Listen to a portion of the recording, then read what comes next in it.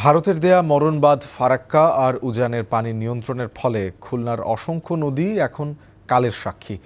সেই সঙ্গে যুক্ত হয়েছে দখলদারদের দৌরাত্ম্য আর দূষণ। যে কয়েকটি নদী কোনো ক্রমে বেঁচে আছে সেগুলো নাব্যতা সংকটে।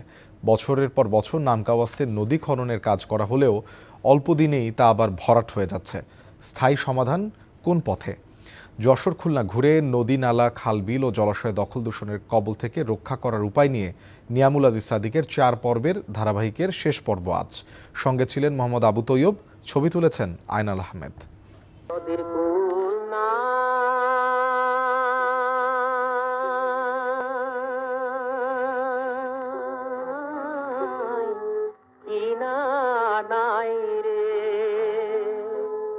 শিল্পীর কণ্ঠে নদীর যে বিশালতা ফুটে উঠেছিল তা এখন দূর অতীত। জলরাশি ছাপিয়ে এখন অনেক এলাকার নদী পরিণত হয়েছে ধু ধু বালুচরে। এই যেমন খুলনা সাতক্ষীরা সড়কের ডুমুরিয়া উপজেলার হেমকুড়া নদী। নদীর নাম দিয়ে সাইনবোর্ড আছে ব্রিজ, কিন্তু ব্রিজের নিচে নদী নেই। নদীর বুকে ঘরবাড়ি গড়ে উঠেছে। এই নদীর 18 কিলোমিটার জুড়েই একই অবস্থা।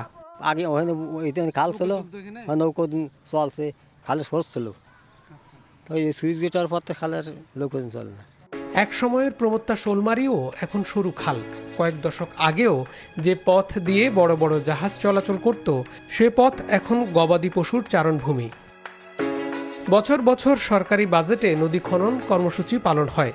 লোক দেখানো যেটুকু খনন কাজ হয়, সে খননের মাটি ও বালু রাখা হয় নদীর তীরে। ফলে বৃষ্টি হলে সে মাটি গড়িয়ে পড়ে নদীতে। বিষয়টি স্বীকার করে পানি উন্নয়ন বোর্ডের তত্ত্বাবধায়ক প্রকৌশলী বলেন, পাড়ের মাটি সরিয়ে নেয়ার প্রক্রিয়া শীঘ্রই শুরু হবে। ড্রেস মেটেরিয়ালটা রাখবে কোথায়? রাখতে হলে অনেক সারাউন্ডিং এলাকা লাগে, বিশেষ করে এখানে অনেক আরবান এলাকা আছে, অনেক জায়গায় হাট আছে, বাজার আছে, সব জায়গায় তো আমি মেটেরিয়ালটা রাখতে পারবো না। স্কেপটাতে মাটি খননকে নদী পাড়ে যেভাবে রাখা যায়, ড্রেস করে কিন্তু নদী পাড়ে রাখা যায় না। ওই দিন আলাদা একটা মানে ডাইট করতে হয়, একটা এরিয়া সিলেক্ট করতে হয়, যেটা সব জায়গায় সম্ভব না। কোনোভাবেই খালের পাড়ে এই মাটিটাকে জমা করা যাবে না, কারণ খালের পাড়ে যখন জমা হয় তখন এটা ধুয়ে আবার খালের মধ্যেই পড়ে। ফলে এই ধরনের খাল খনন করা একটা কারিগরি ত্রুটি ছাড়া আর কিছুই না। হরি নদীতে পানি প্রবাহ বন্ধ করে মেশিন দিয়ে খনন করছে পানি উন্নয়ন বোর্ড। খুলনা বিশ্ববিদ্যালয়ের পরিবেশ বিজ্ঞান বিভাগের অধ্যাপক ডক্টর আব্দুল হারুন বলেন, ফারাক্কা বাঁধের কারণে উজানে পানি না আসায় খুলনাঞ্চলের নদ নদী মূলত মরে যাচ্ছে। তার মতে সরকারি হিসেবেই খুলনা মহানগরীর আশেপাশে 29টি নদী বিলীন হয়েছে। ফারাক্কা বাঁধের কারণে পদ্মায় যে পানি প্রবাহ ছিল এবং যে আপস্ট্রিম ওয়াটার ফ্লোটা এই সমস্ত নদীতে নামতো, সেটা তো অনেক বছর থেকে বন্ধ। ফলে নদীগুলো দিন দিন ভরাট হয়েছিল এবং এখনো হচ্ছেও। এই অঞ্চলের কোনো নদীতে বাঁধ দিয়ে নদী খনন করা কোনো ফলদায়ক না, ভালো সুফল আসবে না। কারণ সুফল আসতে হলে আপনাকে ওই পানির স্রোত, কানেক্টিভিটি এটা থাকতে হবে, সংযোগটা থাকতে হবে। এখনই ব্যবস্থা না নিলে আগামীতে এসব অঞ্চলের নদী অস্তিত্ব সংকটে পড়তে পারে বলে শঙ্কা বিশেষজ্ঞদের।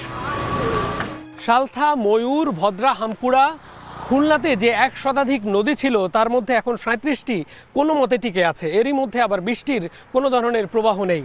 এর প্রধানতম কারণ হচ্ছে অপরিকল্পিত নগরায়ন, দখল এবং দূষণ। এগুলো যদি ঠেকানো না যায়, আগামীতে বাকি নদীগুলোও কালের গর্ভে হারিয়ে যাবে বলে মনে করছেন বিশ্লেষকরা। Niyamul Aziz Sadiq, NTV news, Khulna.